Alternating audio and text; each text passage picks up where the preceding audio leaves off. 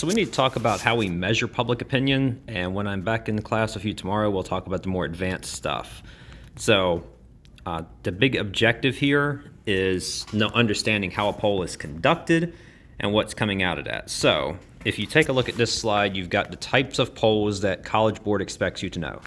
A public opinion poll is pretty much what it would sound like. It's you're trying to see what do people feel about an issue, whatever that issue is. And if it's asked once and it's gathering data, it's just basically an opinion poll. A benchmark poll is like a starting point. So if I'm starting a campaign, I might start with a benchmark to see like what's my support level like. And then over time, I'm going to tie that with a tracking poll.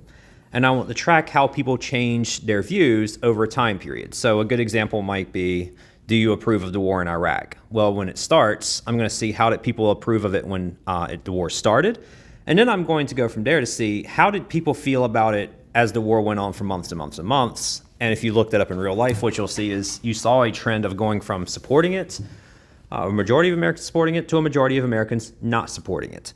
You might also construe a tracking poll as something like, do you support gay marriage or do you support legalization of marijuana? And you can track those polls over the last 30 years and see how did people change their mind. And that can give you an idea of what direction, which way is the wind blowing in politics. We also need to understand entrance and exit poll, but they're basically the same thing. The problem is we basically only use exit polls. So as this says, when somebody comes out of a polling booth, we ask them who they just voted for. And we record the answers at a variety of places all around the country. And this is what the news media uses to try to figure out how did the election go today. And when they combine that with what the actual returns coming out of the election are, that's how they'll determine, for media speculation, who won the election, rather than just wait several hours or a couple of days or weeks or whatever it takes to finalize the results. And remember, none of these polls are actually an election. I want to make sure people understand that, because all this is trying to see is what do people think. It's not actually how they voted. Remember, people might lie to you on polls, and that's going to be a thing we need to talk about with their credibility later. Now, why you need to know focus groups. Focus groups are only really there to tell us what do people actually think and why. So a poll only tells me what people's opinion is. If I have a focus group, that is going to tell me why people think that. So I might do this after like a presidential debate, and the party might even pay you to participate. So I might ask you, do you support Donald Trump? And if you say yes or no, my next question might be, which views do you support? What is he saying? What is your opinion of his stance on immigration? What is your opinion of his stance on regulation and government? What is your opinion of his stance on pardoning January 6th offenders? And from there, I can start gathering more information and getting more of a why from the people who respond yes or no. Another important poll to keep an eye on is the presidential approval poll. Now, all it is about every week since the 1940s, 1950s, someone has conducted a poll to see, just basically ask, do you support the job the President of the United States is doing? And we do have a couple of terms to know about for this. One is actually a vocab term. It's called the rally around the flag effect. So after September 11th, George W. Bush had the highest presidential approval rating of any president ever at 90%. But he also fell to another low, which was after Hurricane Katrina and after the economic fallout of 2008. He actually had some of the lowest presidential approval ratings as well. So in times of national disaster, when people feel patriotic and love and support their country, they also love and support the government. And when times are bad, we blame the government or we blame the leaders. Now, does any of this matter? Sort of, kind of. For one, is the president running for re-election? In that case, the president may strongly care about his approval rating. It may also impact anybody who may want to work with him. So for example, as a teacher, I can give you some experience of having lived through George W. Bush's presidency. Even after he was no longer the president, other politicians who were running for office were being compared to Bush and seeing, like, if you were in Congress, well, 75% of the time, this person voted with the president, and that would reflect badly on that candidate. So it can affect, is Congress willing to work with the president? It can affect are we willing to reelect the president? But ultimately, the only thing that determines if the president gets reelected is, does he secure enough electoral college votes to do so? So moving along to the next thing, we have a couple of things here regarding sampling techniques. You got to make sure you have a representative sample anytime you're doing polling. So are we just randomly calling people and asking them? Are we getting, for instance, do we want to know what a certain demographic feels? So maybe in that case, we might ask specifically women. We may ask specifically men. We may try to ask married women, for example. We may try to ask of a minority group or a majority group what they think. And it's important to understand those demographics whenever you're trying to conduct an election. You want to make sure you have an appropriate sample size of who's going to vote, where they're going to vote, and see how that's all going to play out. Most public opinion polls only have around 1,000 to 1,200 respondents, and that's going to give you a margin of error of around 3%. If you actually want to calculate this stuff, you can actually go take AP Stats class, not AP Calculus. Another thing you've got to watch out for is, do you have a push question? Are you trying to, you have to very carefully word a question. So we have a little example cartoon of this. Like one example you want to avoid of a push question is if you're saying something like, what a city council is going to vote to raise taxes to cover schools this month. Do you support that? Well, are you asking, do they support the policy, or are you asking, do they support the tax raise? Because, for example, most people are never going to want to say, I want to raise taxes. Are you polling an appropriate group of people? So I'll give over an example of that with a picture in a few moments, because you want to make sure you're actually polling all of the eligible voters. So sometimes what these polls get around to is another vocab term for AP Gov, and that's called horse race coverage. The reality is the only thing that determines who's going to win an election is who gets the most votes on election day. Everything up to that point is just us saying things like, oh, Trump's in the lead by 3 points, or oh, Kamala's in the lead by 5 points in this state. That's none of that matters until election day. The only thing horse race coverage does is give us something exciting to talk about. And maybe if you're a member of a campaign, it's giving you something to say, hey, we need to adjust our message. We need to talk about this point or that point. And that may in turn help the candidates try to get more votes for election day. But ultimately, all it's doing is generating news. So I got a couple of things here where if you see a dark slide on this video, it's where I hit a slide, so you can just scroll over it. So how good is polling? It's actually very good historically. So here's a few highlights of times where the polling got it wrong. And most of the time, it's within that margin of error. We can usually correctly predict the winner of an election if we're close enough, and if we have the appropriate sampling techniques, it's usually really good. The polls get it wrong, but not often. So we're going to talk about Dewey and Truman in a minute.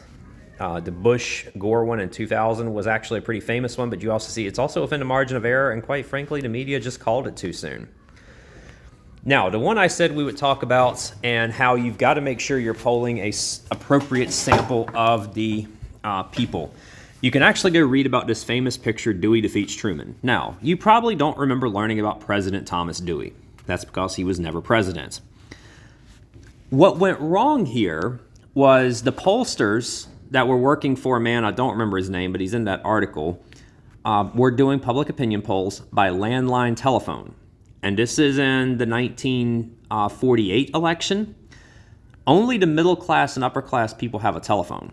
And when the middle and upper class people are polled, who do you support for president? They are in very large numbers supportive of Republican candidate Thomas Dewey. But when the poor people who don't own a phone show up on election day, they overwhelmingly support President Harry Truman, the Democrat. And the newspaper, having to get itself in publication early, had actually already made the newspaper for the next morning to report that Thomas Dewey had defeated Truman. And the newspapers went out all over Chicago, even in some ways all over Illinois, and it was all wrong. So it's a very, very famous picture there of Harry Truman holding up the newspaper.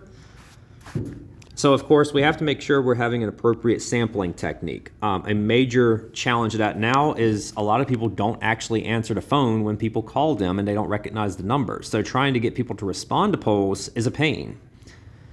So some example of word bias here on this slide that we talked about earlier. So you have a few examples. Another one was Trump Pence back in the day had their own little public opinion sites, and you had to enter your zip code and email address, and it probably put you on a newsletter for them if you did respond to it. Now, some problems that come from polling. This is pretty straightforward, but think about if you're always told, like, Hillary Clinton's going to win, Hillary Clinton's going to win, Hillary Clinton's leading.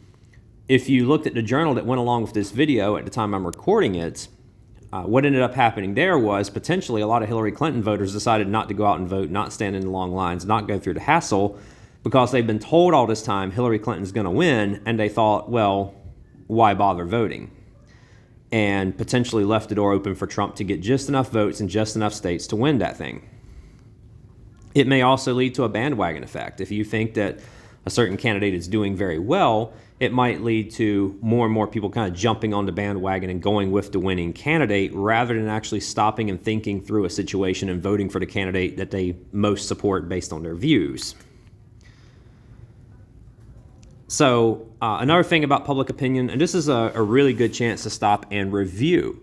So remember, the House of Representatives is essentially always facing re-election. Every other year, these people have to go home and campaign, and not necessarily so with senators. Remember, senators have a 6-year term, so they can ignore public opinion more, especially if they don't have to worry about election for 3, 4, 5, or even 6 years from this current issue to the next election cycle for them. The president is also one that may be somewhat sheltered from public opinion. The first term, he or she might be worried about getting reelected for the last couple of years of their term especially, but once they're reelected and they can't serve a third term, they may not care about public opinion for their last term. So we're going to skip over candidate error and the Supreme Court. Another issue is the social desirability. Is there a candidate who's expected to win? We saw some of this, and it was covered in one of the journal articles that we looked at today with Donald Trump.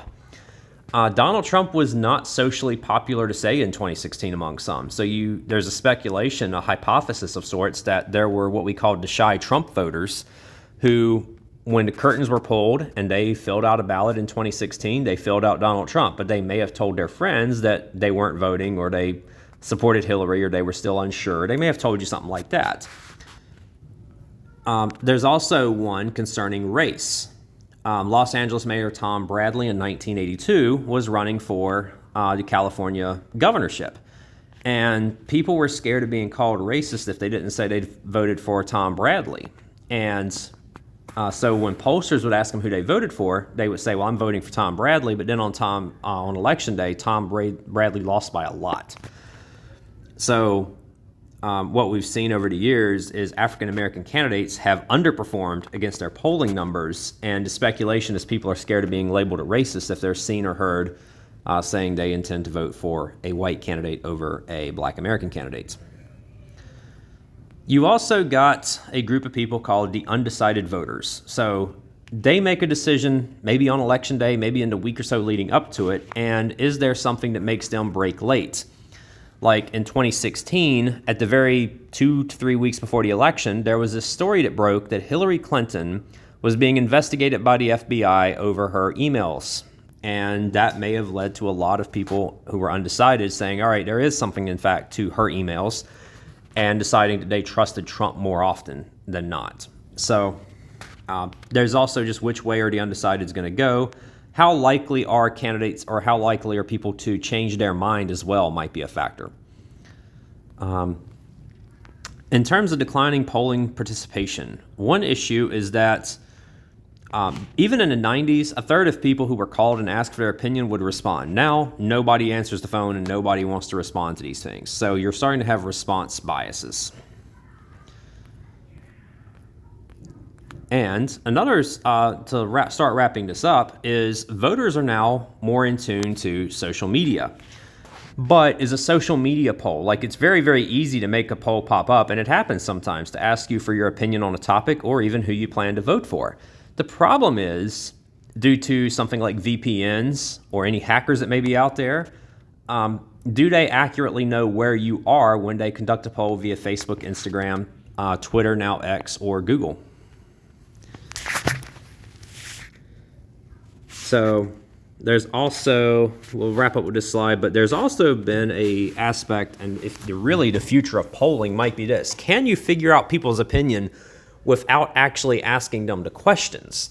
And computer algorithms can be really, really good for this. So Google, social media apps have information on what people are likely to scroll on, like, follow, and from that, they might be able to get a very good idea of what the public's opinion is. However, can you filter out the bots? Can you filter through the trash?